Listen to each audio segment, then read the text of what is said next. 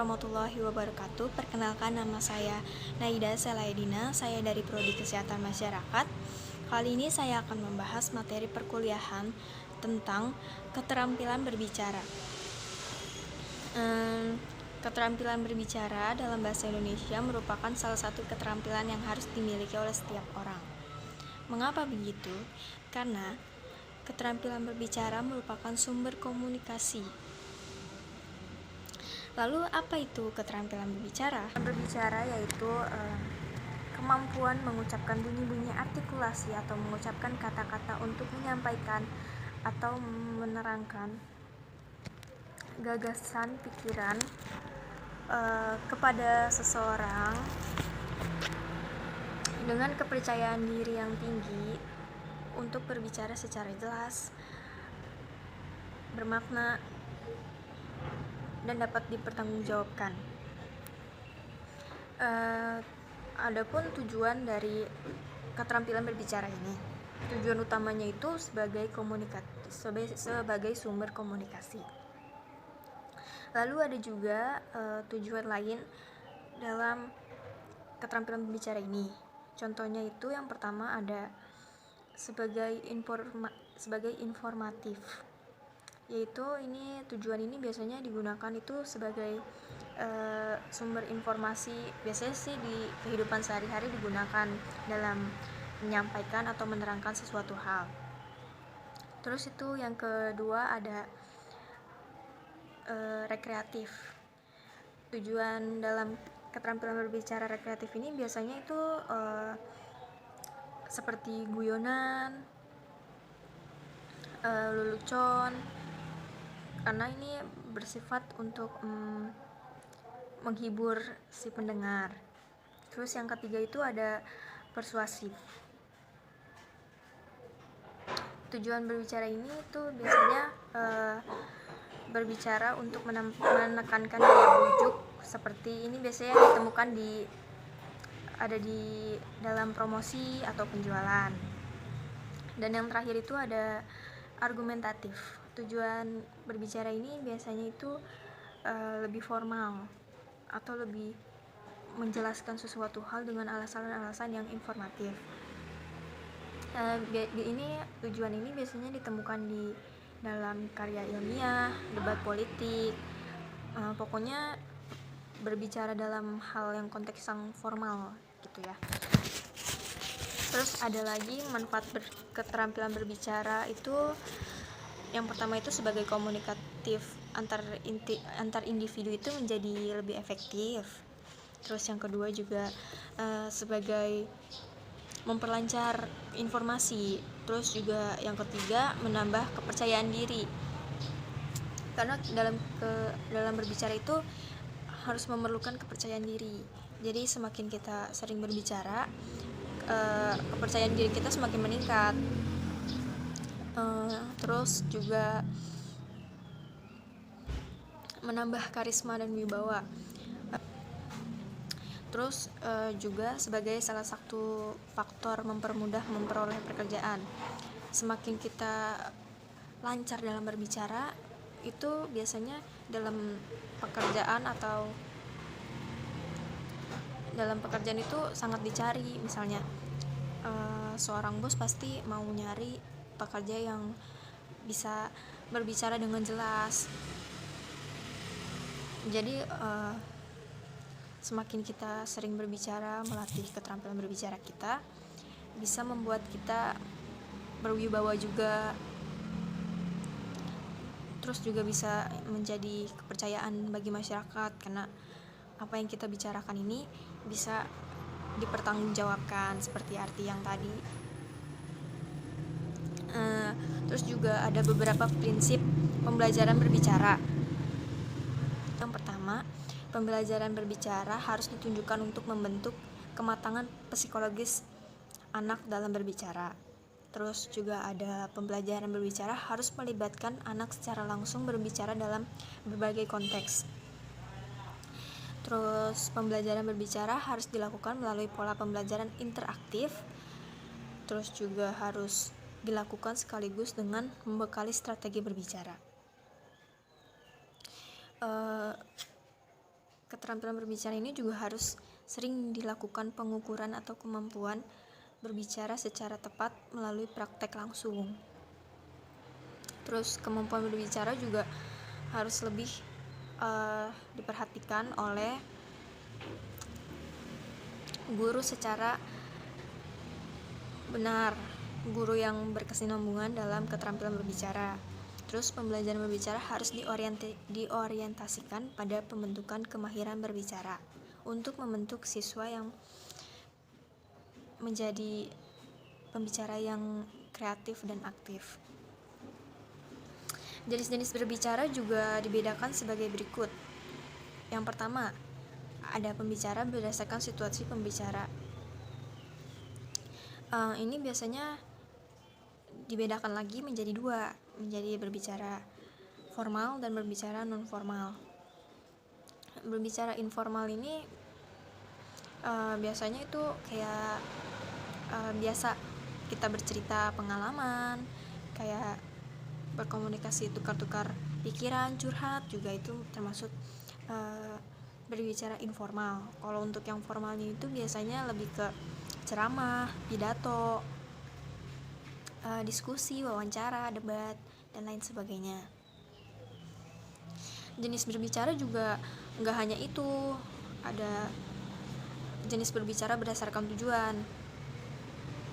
Berdasarkan tujuan itu ada dibagi lagi menjadi 5. Yang pertama itu berbicara untuk menghibur, berbicara untuk menginformasikan, berbicara untuk menstimuliakan atau bisa disebut mempengaruhi.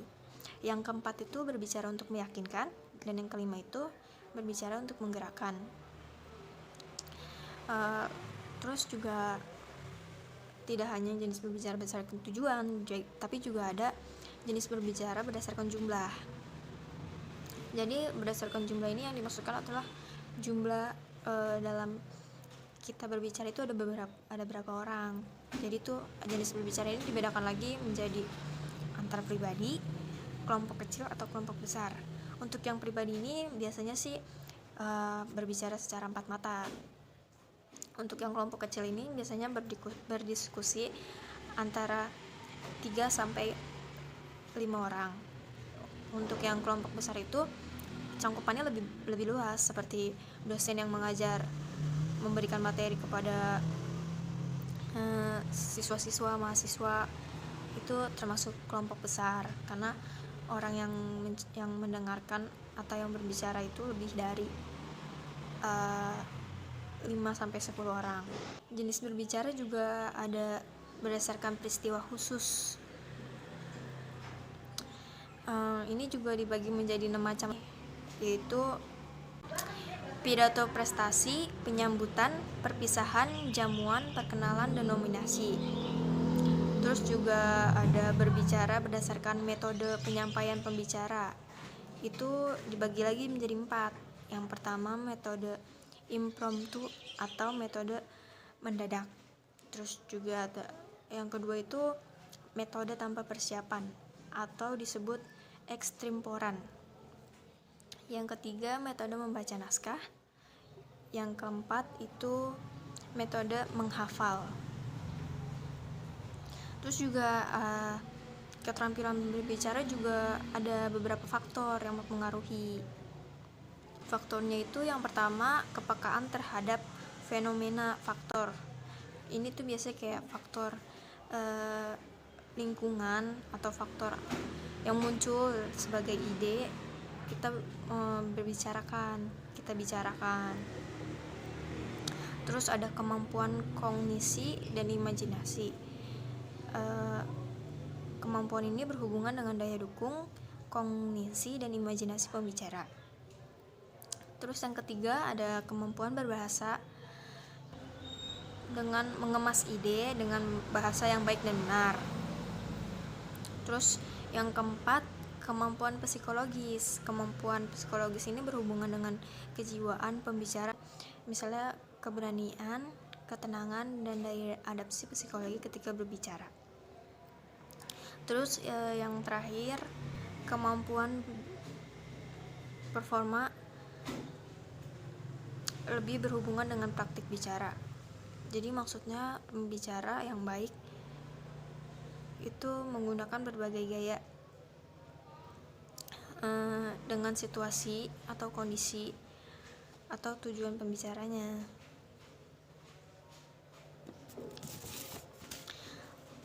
Terus juga faktor-faktor kebahasaan sebagai penunjang keefektifan berbicara itu ada ketetapan ucapan, penempatan tekanan atau nada, dan durasi yang sesuai.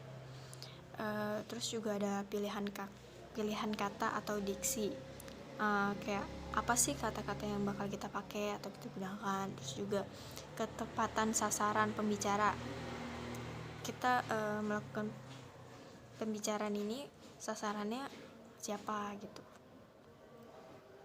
Terus juga ada faktor non kebahasaan, tidak hanya faktor kebahasaan tapi juga ada faktor non kebahasaan itu sebagai penunjang keefektifan berbicara, yaitu dengan sikap yang wajar, tenang, dan tidak kaku, jadi santai aja. Terus yang kedua, pandangan harus diarahkan kepada lawan bicara, jadi kita harus melihat lawan bicara kita. Terus kesediaan menghargai pendapat orang lain, kita juga harus bisa menerima apa yang disampaikan oleh orang lain. Terus gerak-gerik dan mimik kita harus sesuai dengan apa yang kita bicarakan. Terus juga kenyaringan suara juga sangat menentukan gimana suara kita tuh besar kecil atau gitu, suara atau volume kita tuh gimana. Terus juga kelancaran berbicara, gimana kita lancar atau ngadet-ngadet dalam berbicaranya gitu. Terus referensi atau penalaran. Terus yang terakhir, penguasaan topik. Kita harus sebelum kita berbicara pasti kita harus memahami apa sih topik yang akan kita bahas ini. Dalam praktik pembelajaran berbicara itu memiliki 3 tahapan. Yang pertama, tahap perencanaan. Tahap perencanaan itu biasanya kita membangun ide-ide atau merencanakan apa sih yang akan kita bahas gitu. Terus yang kedua itu tahap pemilihan. Jadi kita melakukan pilihan untuk berbicara. Terus yang ketiga atau yang terakhir itu tahapan pemproduksian. Jadi tahap ini tuh tahap siswa secara langsung melakukan bicara berdasarkan konteks dan tujuan yang sudah direncanakan tadi. Sekian yang saya jelaskan dalam materi pembelajaran berbicara ini. Kurang lebihnya mohon maaf. Wassalamualaikum warahmatullahi wabarakatuh.